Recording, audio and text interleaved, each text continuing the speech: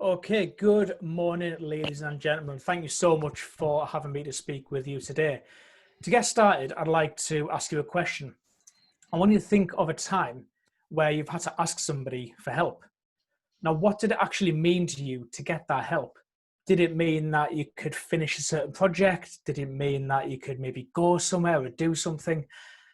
Or did it mean so much to you that you knew that without it, you simply wouldn't be able to go on? This is my story of when I asked for help, knowing that without that help, I wouldn't have been able to carry on.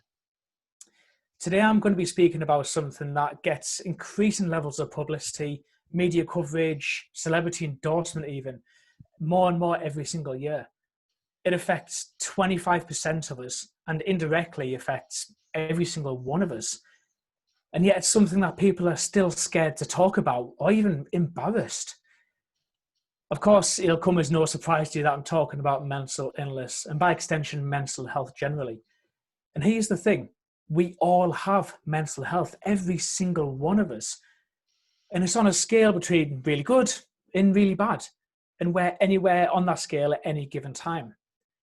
We move up and down that scale when life happens to us. And the thing is, life happens to all of us all the time. What's going on right now with the world is a prime example of that. Literally overnight, our lives changed, and that undeniably had an impact on our mental health, every single one of us. So today I'm going to tell you a story about how life happened to me, what that felt like, the experiences I had, and then how I came out the other side of it. So let's rewind right back to the very start, go back to my childhood. You can tell I'm probably not local, I'm not from Telford, I'm originally from Billingham, which is in Teesside. Growing up, had a really normal childhood, very happy childhood. My parents were still together. I have a sister who was much smarter than me, but we got on really well. Back then, I didn't really know what mental health was. I didn't even know it was a thing. If I'm honest, if somebody had said to me that they were depressed, I would have thought, it's all right, cheer you up. I honestly had no idea. Through my teenage years, I spent most of them dressing like Neo from The Matrix because I thought that was the cool thing to do. And I spent a lot of my time with the computer and I became pretty good with the computers. Over the years, I was fascinated with the idea of military service and I wanted to be able to serve even from kind of 5 or 6. And eventually I got the opportunity. I joined the Air Force in 2009 and it came as no surprise to anyone around me that I joined as a communications engineer. In other words, computers.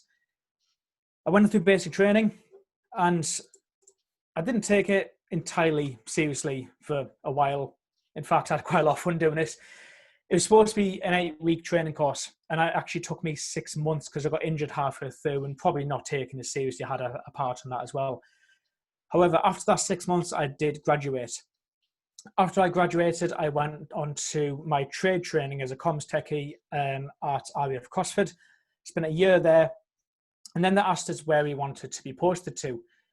My first choice was RAF Leeming up in North Yorkshire. The reason I chose that was because that is, at the time, the single most deployed unit in the British military during the Afghan conflict. There were 4 squadrons on that unit, which is the Tactical Communications Wing. And those squadrons constantly rotated on that deployment to Afghan. So there was always somebody there. So I wanted to go there and I wanted to deploy. I wanted to make a difference. I wanted to have an impact. And I got my wish pretty quickly. 6 months after getting to Leeming, I was deployed to Afghan. When I first got there, we were sent through Camp Bastion and spent about 3 or 4 days there. It was really to acclimatise, get a feel for the place, make sure we were ready to actually start doing our jobs. Bastion is an interesting place. It's effectively tense for as far as the eye can see. It's windy, it's sandy, it's very hot. It ain't much of a place to be. But compared to the guys who were further forward, it wasn't too bad. But I wasn't actually based at Bastion. I was based at Kandahar, which I describe as, it's like Butlins, but with some more bombs. It's pretty cushy. There's even a TGI Fridays there, or at least there was. We were in hard-shelled buildings. We had proper beds. It was nice. I spent the first month of my tour there. I worked as an engineer on a secret computer system. That might sound interesting to any civilians around, but it's not, I can promise you. It's incredibly boring and not a lot happened. I spent a lot of my time playing solitaire and getting into trouble just for something to happen, really. And then after that month, I was pulled into an office with two of the lads I was working with. They said, right, we need to send you to Bastion as a manpower assist. In other words, the guys at Bastion were short on men, and they needed some more of us there. I wasn't happy about it because Kandahar was cushy, Bastion not so much, but it's one of those things. Maybe I'd experienced a bit more of a warry atmosphere, a bit more of kind of what I went there to make a difference. Because surely, if I didn't want to spend 5 months in Kandahar doing nothing. So the next day we flew over to Bastion. We got there, walked up to the HQ, said, right, we're here. And the officer said, why are you here? I said, well, we've been sent as a manpower assist. Lads, we don't need you. We've got a lot of guys. Why are you here? Well, we're here, so what do you want to do with us? So they went away, had a chat, and we stood there. They came back after a few minutes and said to the first guy, you're going to go work on the service desk. Imagine an IT help desk, but in the middle of a war zone. It was a really busy job, but yeah, it was a job. Said to the second guy, you are going to go work with the US Marines. That was seriously cushy. Those guys look after their guys. He had his own room, he had his own bed, he had a barbecue and a sofa, for God's sake. And he was basically just like an IT dog's body for those. Then he got to me and he said, you are going to be night watchman for GIFSYS. I said, what's a night watchman and what's a GIFSYS? GIFSYS is the headquarters for communications in Afghan. It's Joint Forces Communication Information Systems. And a night watchman, I still didn't really know what that was. So I turned up there the next night and they said, okay, your job is to watch these screens up in front of you. And it was all the communication channels in and out of Afghan, mainly the satellite shots. If anything turns red, call up this number, the guys will go out and fix it. That was it. 13 hours a night for 10 weeks. And they said, oh, actually, while you're here, we're going to get you to do something extra. I was like, thank God for that, because I'm going to be so bored.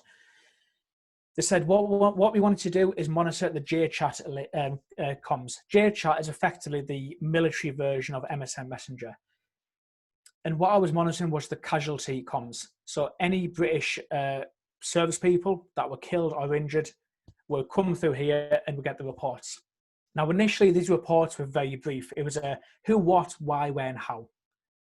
And then when the guys on the ground had dealt with what was going on, they send a much more detailed report. And I mean much more detailed, not the kind of stuff you see in the news. It would often be accompanied by pictures or videos of what had gone on. So I'd compile everything together. I'd drop pins on maps. I put a timeline in place. I'd put that in an email and send that off to the powers that be. Honestly, I don't know what they did with it, but it was a bit like an intelligence report, which wasn't my job description, but that's what they wanted us to do. When I was there, what this actually translated into was I spent 10 weeks on nights on my own watching people be killed and injured, British troops. Now, this will have an impact on anyone's mental health. I don't care who you are. It will have some kind of impact, whether it's minor or severe. And it did. But I didn't really spot the signs. I didn't know what I was looking for. And there were signs when I was there. Some of it was quite minor and looking back quite funny.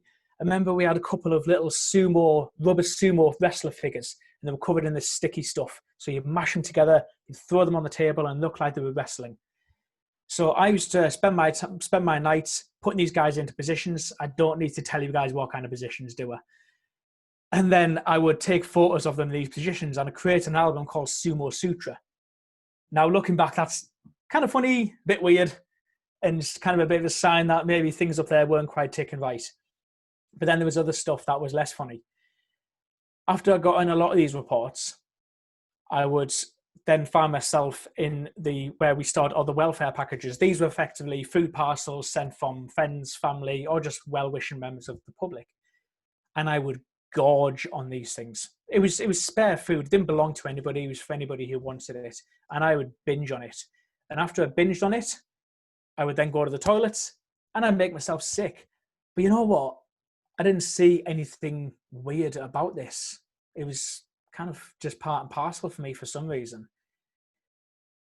And then when I go back to my tent after each shift, I really felt like I kind of wanted to vent off what I was, what I'd seen, what I'd experienced, but there was nobody there because all the guys in my tent were working on day shift. So there's no one I could speak to. So there was nobody to identify that maybe things weren't quite right. After this, After this 10 weeks, I got changed and I was put on the service desk like that first guy I spoke about before. And my job there was kind of just IT help stuff, geeky stuff, nothing interesting, except there was one little role which I made into a big role. This is something called impexing. This is moving classified data from one system to another system. Sometimes this data was pretty boring and mundane, just office stuff. Sometimes it was much more interesting, let's say. It was often pictures, videos, interrogation reports of insurgents. These pictures and videos were usually the insurgents getting killed or injured. Honestly, I love this. This was like a sport to me because I just spent 10 weeks watching our guys be hurt and injured. So this was like payback for me. It was great. And I watched these videos on repeat. Again, bit of a sign that something wasn't right. I would even call the guys through in the office, like, guys, have a look at this. But again, nothing was really picked up on. I got home in August 2011. And I didn't really talk to anybody about what had went on, other than my wife. I told her in some detail, and she was like, Pete, you really need to speak to somebody about this. I was like, no, it's fine, don't worry about it. And when I got back into work, again, the signs were there. My personality, my persona in the office had changed. I'd gone from this little quiet grey man into someone who's, let's say, a bit cheeky. It was, again, there was some funny examples, like we had an officer who I really liked, he was our officer commanding for our little section. And he was leaving, he was being posted out. He came through, he said, right, lads, I'm off. I'm going to go to my new unit. And he had the new officer with him, plus my sergeant. And I said, oh, sir, don't leave. I really like you, but all the rest of the officers are dicks. At which point, the officer stood there, slack-jawed. My sergeant stood behind me going, oh, my God. And this carried on. We had senior officers, people like air vice marshals, air commodores come round. When they did this, we'd have to get in a line or stand there looking smart. And he'd come across the line and go, oh, hi, yeah, how are you? Are you enjoying it? Ha, ha. And all the guys would just kind of read off almost like a script. Get to me and I'd be like, it's all right, sir. I don't really do much, but it pays the bills, doesn't it? At which point the sergeant had the same reaction. Oh, my God. But again, this is kind of funny looking back, but I was becoming a different person, but nobody really spotted it. Like I said, I didn't really tell anybody what had happened because why would that bother me? I was in the military. I could just man up. I was tough. I was resilient. Except I wasn't. Resilience isn't about toughing it out. Resilience isn't about manning up. Resilience is about identifying what's going on. It's about acknowledging that what has gone on is tough and it won't be tough for anybody. And then it's about asking for help to get some support. It's taking the time and the effort to process what's gone on and do something about it. But I didn't. It was about a year past and I was deployed to the London Olympics. My job there was part of a security detail working with VIPs. This was a once in a lifetime opportunity. It was epic. I was at the Olympics. I was working with celebrities and Olympians. It was amazing. It should have been an incredible experience, but I didn't feel it. In fact, I was deeply unhappy. I didn't care what I was doing. I felt like an emptiness inside my stomach. I felt angry towards the world. I was having night terrors and I lacked any kind of enjoyment. When I say I was angry towards the world, this wasn't just kind of spouting off a bit. I was actually starting fights with people, either members of the public who were maybe being a bit salty and kicking off a bit, or at one point I tried to start a fight with a para. Anybody out there who hasn't met me, I'm about 5'7", a little bit tubby. I ain't going to start a fight with a para. And then there was one occasion where I started a fight with Boris Johnson's bodyguard. Now, at the time, he was London mayor, and he came through a security checkpoint, and the bodyguard set off the metal detector because he was carrying a pistol. Now, there were a lot of people carrying firearms in the Olympic Park, whether they were undercover police, undercover special forces, or just kind of close protection people. The people who did this were allowed to carry, and they had a black S on their ID card. This S meant don't search them, let them crack on. But when this guy came through the metal detector and he set off the alarm, I wasn't focusing on what was out there in front of me. I was focusing on just what was going on here, this storm in my head. So I said to the guy, right, come here, stand in front of me, spread your arms, I need to search you. And he refused. And I said, I'm not asking you, stand here, spread your arms. And he refused again. And I said, right, get over here, spread your arms now. When I get angry, I get Geordie, by the way. And again, he refused. So I started to square up to him. I stepped up to him. This guy was about 6'7". He was huge. I had no chance with him, but I didn't care. I was that angry. I just wanted to start a fight with anybody. It was only then that a colleague stepped in and said, Pete, I'll sort this. You go take a seat, because they could see that it wasn't good. It wasn't until I went and had a sit that I thought, hang on a second, what am I doing? Why am I starting fights with people? That isn't me. I'm a pretty placid person. I thought, what's going on with me? There's a change going on here. And I thought, could it be something to do with mental health? Because this isn't right. The only mental health condition I really knew existed was depression. So I thought, okay, I'll Google depression. Let's have a look at that. So I went through the symptoms one by one. Low mood. Absolutely. I was incredibly low. I was deeply, deeply unhappy. Low self-worth. I felt completely worthless. I really saw no point in me on this planet. Irritable. I've just told you all about how I went from this kind of nice, placid person to starting fights with people over nothing, and I was angry at the world. No enjoyment in life. I was in the middle of a once-in-a-lifetime opportunity. I was working at the Olympics with VIPs and celebrities, but I didn't care. I wasn't enjoying it. Feeling hopeless. Absolutely. Like I say, I saw no future. I saw no reason for me really being here. And then finding it hard to do anything. Yeah, I was late quite a lot for work at that point because I would just lie in bed. I found it hard to get the energy to get up and actually move. So at this point, I thought, hang on a second, I've just ticked off everything on that list. And there's more to that, and I ticked off almost every single one of them as well. So I thought, okay, I think it's about time that I maybe got some help with this because something's not right. So I went and spoke to the doctor who was based in the where we were camping for the Olympics. And I sat down and I told this doc about everything that was going on. Told him about Afghan, everything. This was at 10:30 in the morning. By 1:30 in the afternoon, I was in a car driving back up to Area Fleeman because they knew straight away I wasn't going to be any good for them. When I got back to Area Fleeman, I sat down with my doctor the next day, told them the same stuff. And they said, okay, we're going to send you to the mental health clinic, the military mental health clinic called DCMH, and we're going to get you assessed. So I sat down with them. And after a few months, they prescribed me some antidepressants. I was on citalopram for a while. Not a lot happened. In fact, nothing really happened other than meds. And every 2 weeks or every month, I'd pop in, have an appointment. They'd say, how are you doing? I'd say, pretty lousy. And they'd say, okay, see you again in 2 weeks. Well, the thing with antidepressants is they're great. They're very effective with the right dosage and the right type. But they're a tool. They're only designed to bring you up to a level where you're receptive to therapeutic care, to actually getting therapy. Without therapy, you're not really going to move forward. And that didn't happen with me. I didn't really get any therapy. So the antidepressants worked. They brought me up to a level. They improved my mood. So then they discharged me, took me off the meds, sent me on my way. And then after about 3 to 6 months, I'd relapse again. And every time I relapsed, it got worse. And this happened 4 or 5 times. During this entire time, my chain of command would sit down with me every week for welfare meetings. These meetings initially were okay. They were kind of, how can we help you? Is there anything we can do? That kind of thing. Then over the weeks, it started to change. The tone of the meetings changed. It went from how can we help you to why are you not better yet? Why are you not sorted? Why are you still taking time away from work to go to the doctors? Over time, they'd say things like, is everything okay with your family?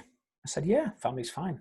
Is everything okay with your relationship with your wife? I said, yeah, that's good. I said, is everything okay with finances? Any money problems? I said, no, that's all good.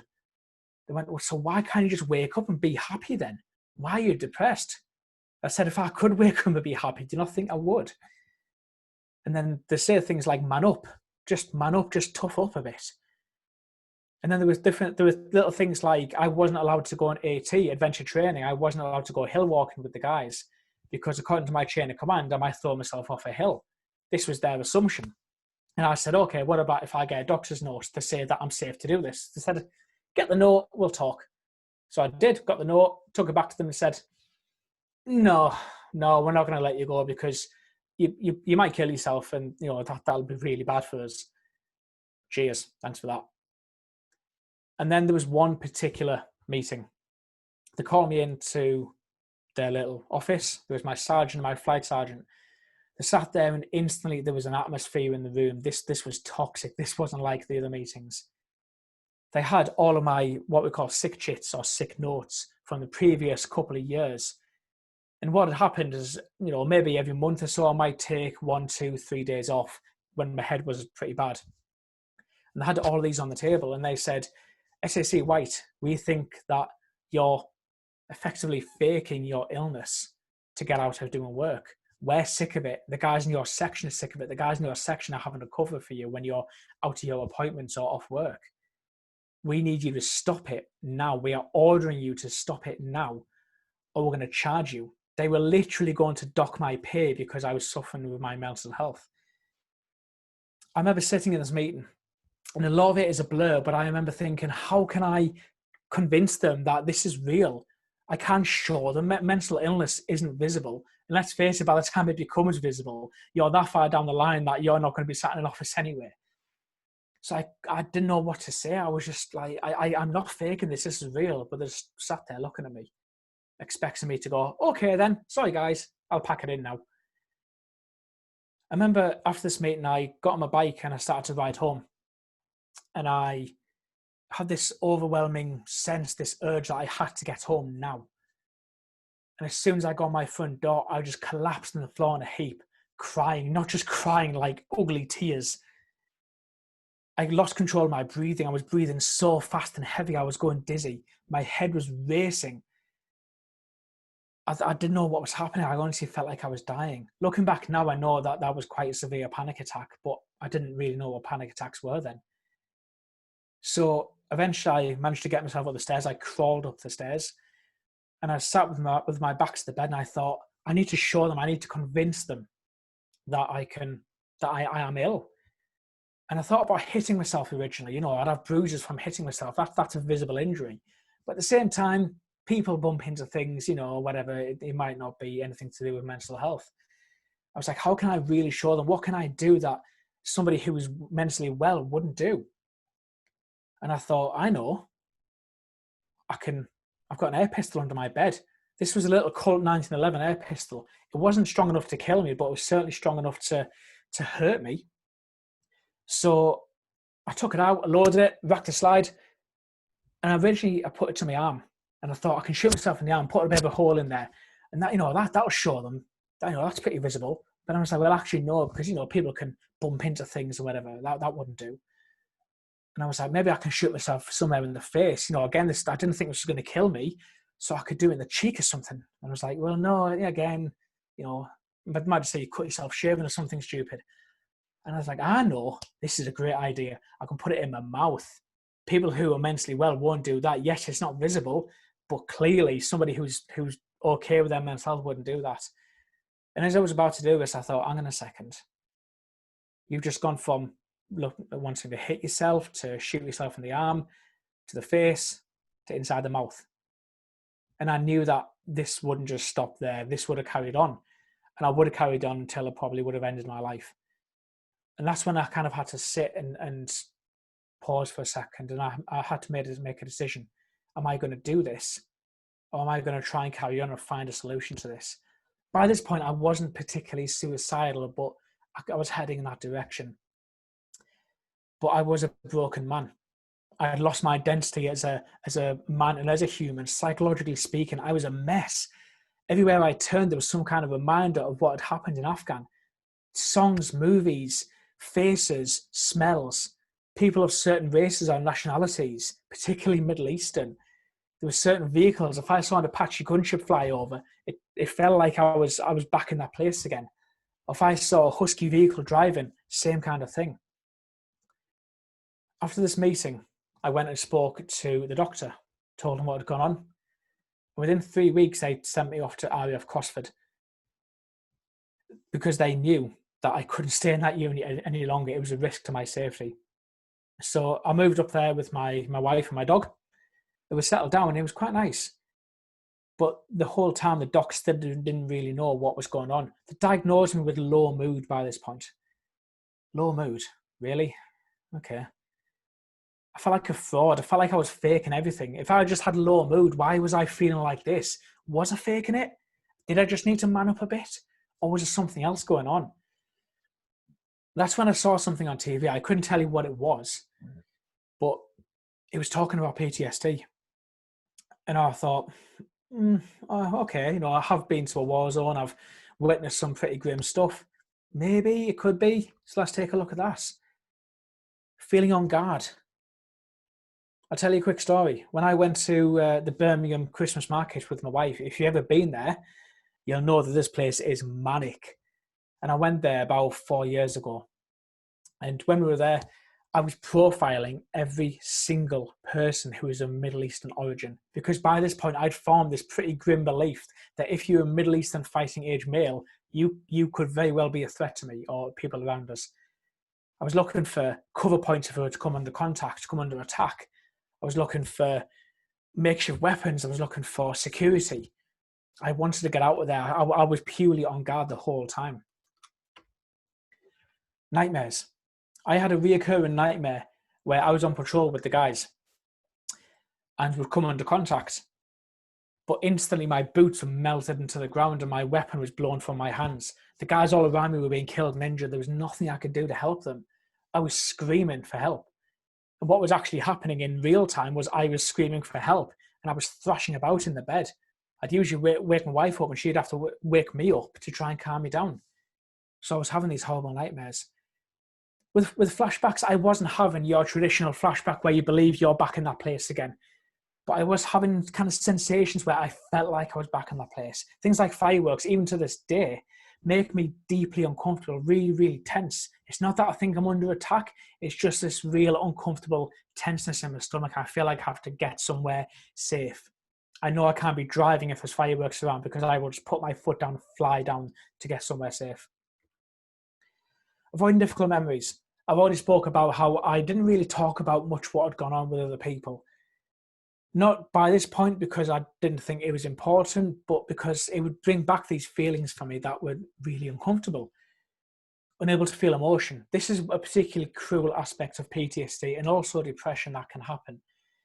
It's almost like your brain shuts off your ability to feel emotions. And I couldn't feel anything other than anger. At one point, I sat down with my wife and I said, I know that I do love you, but I don't feel that love for you. I literally cannot feel love. It's a horrible conversation to have. And difficult beliefs. I've just spoke briefly about how I formed this belief of, Middle Eastern fighting age males were basically terrorists. That's a horrendous thing to think. It's kind of the pure definition of racism, really, and discrimination. But I'd formed this belief because of what had happened in Afghan. And it made total sense to me, and I was having this real anger towards them. Sorry, my mistake. I was at my lowest point, and I had a choice to make. I became suicidal. I felt hopeless, the emotional numbness, the empty void inside me where I once felt any kind of life or happiness. It is the worst feeling in the world. And at that point, ending your life feels like the only logical thing to do because you see no value and no benefit, and it will end that pain. There is an analogy with suicide and people jumping from burning buildings. When people are standing on that ledge, they know that if they jump, it will probably kill them. But at the same time, there's nowhere that they're going back there in that burning building because that suffering is unimaginable. It's a similar thing with suicide. With suicide, it's not about choice. It's not about your options. It feels like you've only got that one option, and that's the jump, metaphorically or physically or literally. What I will say is to anybody watching this, either live or recorded, is do not give up. Never, ever give up on your right to life and to happiness. If you are still alive, that means there is still a fire inside you. Even that fire is now a tiny flickering flame that is able to light something much bigger. But it takes a choice. That choice is a seriously scary choice because it means facing up to whatever has happened in your life that's brought you to this place. You know that you're going to have to stand up there to this insurmountable monster and say, come on then, bring it. But that decision is one that has to be made by you and you alone. Nobody can make that for you. You have to make that decision for recovery. But once you make it, that journey is not one you walk alone. There are people that will walk beside you. I made that decision. But that didn't mean instant recovery. Unfortunately, it doesn't work like that. Things actually got worse. I found it hard to do anything. I lived my life on the sofa and on the bed. That picture on the left-hand side there is me lying there with barely enough energy to even open my eyes. At some points, I felt like I couldn't even speak. Things had progressed so much and they weren't addressed. And it went to the point where I actually became psychotic. I literally began to lose touch with reality. This showed up in a couple of different ways. There was one incident on our way of Cosford. There's a Saudi Arabian guy crossed the road in front of me. And I was in my little 1.2 Fiesta and I thought, he's a terrorist, him. And I went, okay, fair enough. He was a terrorist. I need to do something about it. So my little Fiesta, I tried to run him over. Now, thankfully, in little 1.2 Fiestas, you don't really get anywhere quickly. So he managed to get out of the way and get behind a tree. I swerved off to avoid the curb and carried on my journey, not really thinking much of it, a little bit angry that I didn't hit him. I parked outside my work, and that's when I went, oh, hang on a second. I've just tried to kill a guy. That ain't good. At the same time, I was planning a trip to fly into Syria. This was 2015-16. ISIS were really at their peak at this point.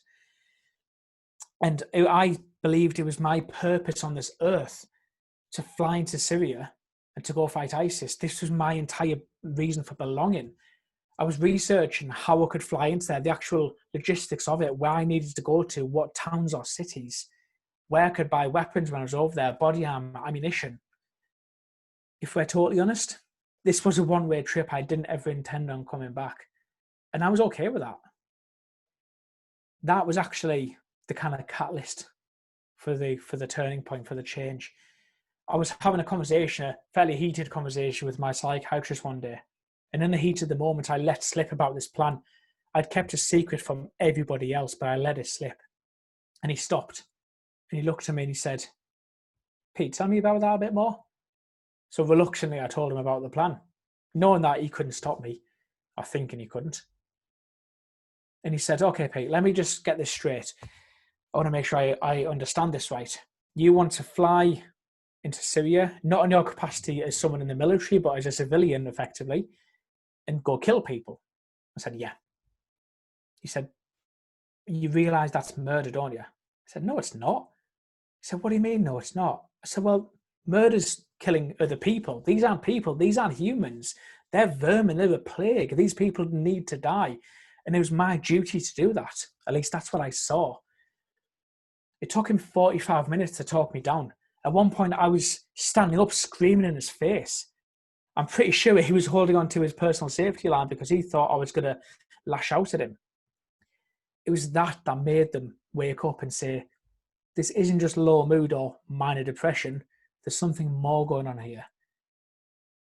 That's when I got my diagnosis of post-traumatic stress disorder. That's when I found out that I'd been suffering a psychotic episode. I didn't really know what that was or what it meant, but it kind of explained a few things. And that's when things started to change. They started by changing my medication. But at that time, I was on a medication called venlafaxine. That medication's great for me, but it wasn't working right. So they changed me to something else. Normally, when they change antidepressant medications, it takes about 3 weeks to come off one medication and 3 weeks to kind of come onto a new one. Didn't do that. I needed to change quickly. So they made me change. They made me come off in 1 week. That entire week, I was absolutely wasted. I was drunk. I didn't touch a drop of alcohol, but I was drunk. That come down was one of the worst things I've experienced. They also changed my types of treatments. I started to get proper therapy. They started with EMDR, which is eye movement desensitization and reprocessing. It's a specific type of trauma therapy. Some people, it's not very effective, but for most people, it has either some or massive impact. For me, it was massive. I remember walking out of that mental health care clinic after my, first or second treatment, looking up at the sky, and it literally looked brighter. The world looked brighter to me. It was the weirdest thing. I also started to receive CBT, focused on trauma, anger management, that kind of thing. Things quite quickly started to turn around with the new meds and the right treatments and support from, you know, my amazing wife and my family.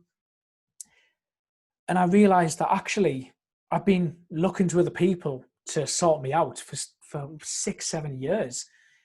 And absolutely things did need sorting out on a professional level. But at the same time, my life is my own responsibility. I didn't like where I was.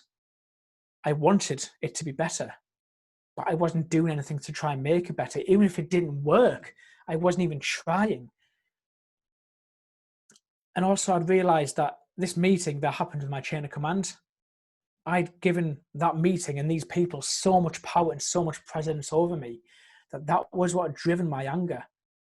I had a motto at one point that everyone couldn't be trusted and would be out to get me unless they proved me wrong. And that was my motto. I didn't like anybody until you made me like you. It's a pretty toxic way of living. It's a pretty lonely way of living. And I thought, I need to do something to start turning this around. I didn't know what. And I was listening to these kind of more motivational videos on YouTube. And a lot of them were talking about reading, the power of reading, the life-changing impact of reading. And I wasn't much of a reader. I maybe read three books in my life. And I thought, okay, let's give it a shot. But what should I read? You know, Harry Potter won't be much use. Katie Price, yeah, maybe not. And then I remembered a conversation with my physiotherapist when I was at CrossFit and I was training. And at the time I was pretty manic. I was suffering a bit, you know, I was all over the place. And he said, you need to read 7 Habits of Highly Effective People by a guy called Stephen Covey. This guy's a legend in the whole kind of personal development, growth type world. And I was like, okay, let's give that a shot. This book changed my life. It's heavy reading. If you want to give it a go, I recommend it, but it is very heavy reading. But it talks about looking at the habits in your life. It looks at interpersonal skills, relationships with others. It looks at the whole concept and idea of success. And I became really interested in that. By mid-2018, I was at a point where I'd almost recovered. And I noticed something really strange happening. I'd increased appreciation of life. I was growing closer with people. I had a greater openness with people. I was able to talk about what I'd experienced more. I had more compassion for others and also myself. I had greater confidence and I had greater determination and drive. I thought it was a bit strange, so I started looking up, why is this happening? It was a massive, massive change from where I was. And I noticed there was something called post-traumatic growth. This is a phenomenon that is only just started to be really recognized in the medical world. And it's the concept of after people go through trauma, they can experience this huge spurt of growth and development. It doesn't happen to everybody, and I wish it did, but it does to some people. It can be a week or it can be lifelong. And so far for me, it's been pretty lifelong. I became obsessed with the idea of success. What is success? What does it mean? How do you achieve it? Is it just for rich people? Is it just for celebrities? Or can the average Joe like me achieve it? How do you know when you've achieved it? I realized that I could make my life wherever I wanted it to be. I kind of felt like a blank canvas. I'd come from the very pits of mental illness, the real bottom. And I knew I wasn't anywhere up here yet, but I was kind of here. I could decide what direction I wanted to go in. So I started to write notes of what had happened in my life. I didn't want to forget what had happened. I wanted to move forwards, but not forget. And these notes served as a reminder over the past 6 or 7 years. It allowed me to retrieve a lot of the memories, because one of the cruel things of PTSD is that it can make you forget memories, not just the traumatic stuff, but even happy memories from your life and your childhood. And it was quite a cathartic experience. It was getting everything down there. These were just notes scribbled on paper. I never meant it to be anything other than just notes on paper for me to read and remind myself. But as I told people like my wife and my friends and my family, they said, I'd love to read that. It sounds really interesting. And eventually my wife talked me into making it into a book. And I thought, how do I make a book? I've got no idea. I kind of just about passed my GCSEs. So that's when I decided to ask for help again. I found people who've written books. I found people who published, who were in that world. And I said, how do I even do this? And I got advice. And effectively just revolves around whatever it takes in whatever order. Don't just start with chapter 1, but just get words on paper. Because I'd been writing these notes, I'd just given myself all this content, pages and pages of content that I just needed to effectively pad out and expand upon to make it into a book. So I got assistance from other people in how to do this. Eventually, I published my book in April 2019. I called it From the Bottom of the Barrel because that's where I felt like I'd come from. I published it on Amazon, and I remember sitting there with my finger hovering over that mouse, and the mouse was hovering over the publish button. And I was having all these thoughts like, if I publish this, I'm going to be exposed to some kind of fraud, or people will say, well, Pete, maybe you should have just manned up. It's not that bad. And it took me ages. And eventually I did decide to go ahead with it because I was like, why not? What have I got to lose? I'm coming from the bottom anyway. So I published it. The feedback I got was the total opposite to what I expected. I was getting 5-star reviews, a lot of them.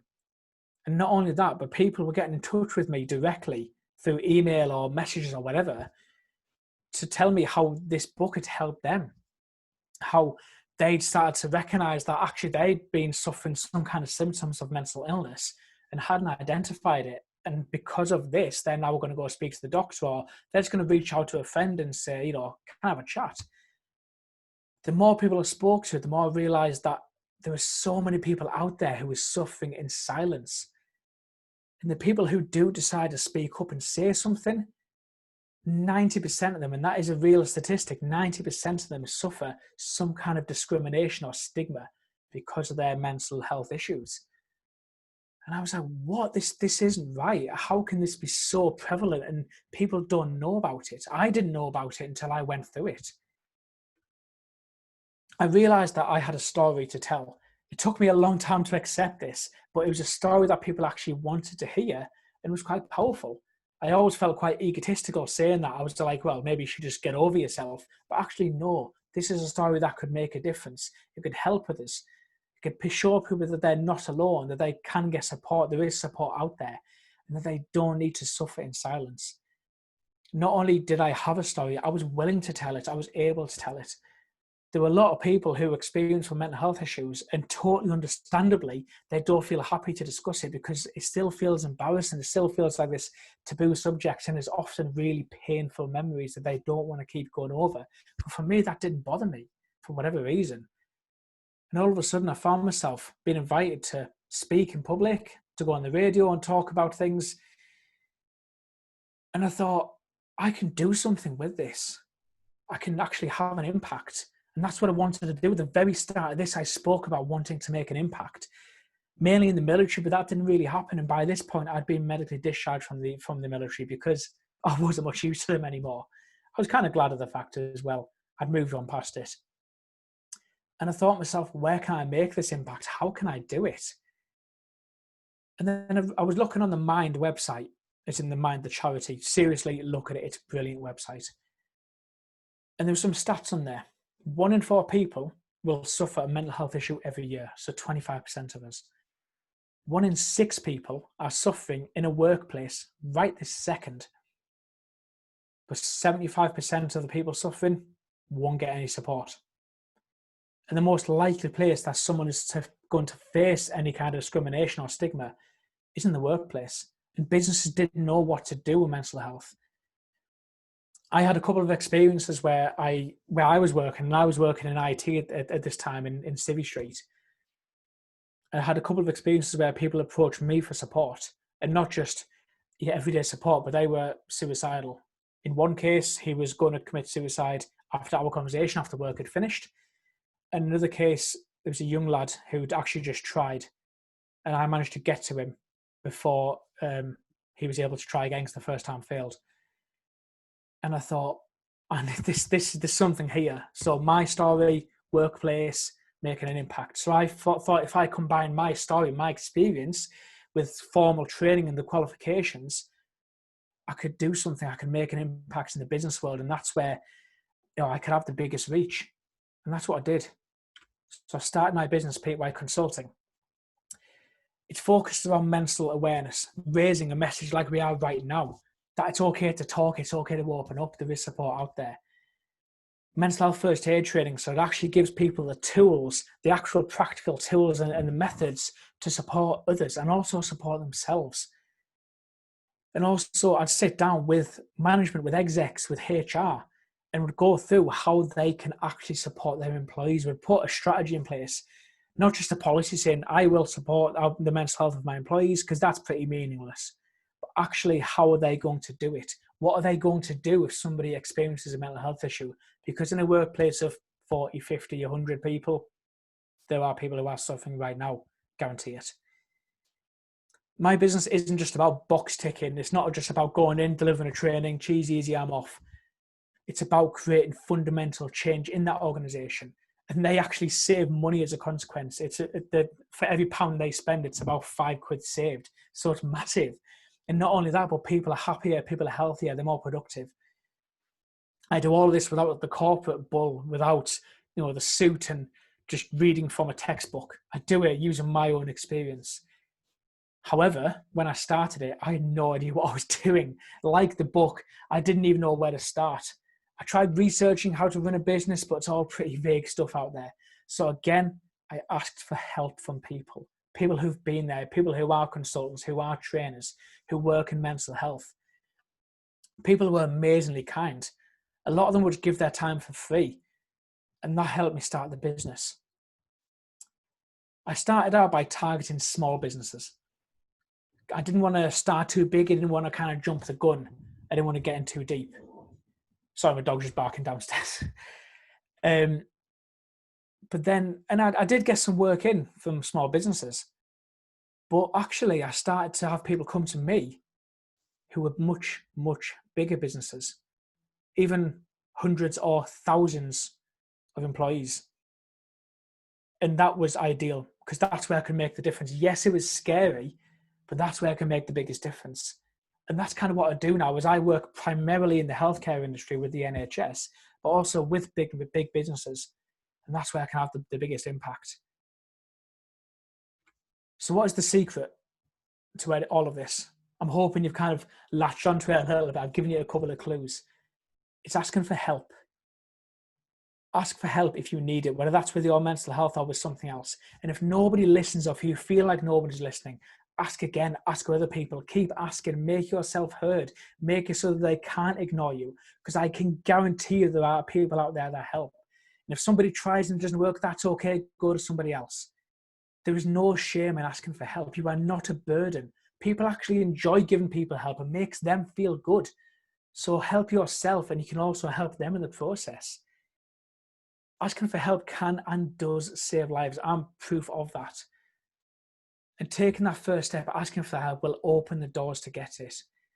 Whether you're recovering from an illness, completing a book, or starting a new business, just ask for that help and get that support. Thank you very much. I hope you've enjoyed it. I'm open to any questions now. I'll open the chat window and see what's out there.